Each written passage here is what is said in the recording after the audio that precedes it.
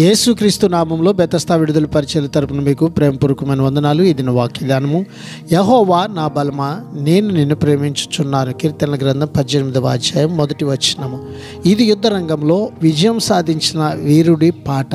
అతడు యుద్ధాలు చేసినది యెహోవా దాసుడుగానే కనుక ఈ విషయాల వల్ల కలిగే మహిమ అంతా యెహోవాకే అర్పిస్తున్నాడు. ఇప్పుడు విశ్వాసులు యుద్ధాలు ఆధ్యాత్మికమైనవి. మన అంతరంగంలోని పాపముతోనూ భ్రష్ట స్వభావముతోనూ బయట ఉన్న సైతానుతోనూ వాటి అనుచరులతోనూ మనం పోరాడాలి. మనం యేసుక్రీస్తుకు మంచి సైనికులుగా ఉండాలి. దావీదుకు యెహోవా పట్ల లోతైన ప్రేమ అనురాగాలు ఉన్నాయి. దేవుని ప్రేమించే మనిషి ధన్యుడు. అలాంటి వారికి అన్నీ మంచికే జరుగుతాయి. ప్రార్థన.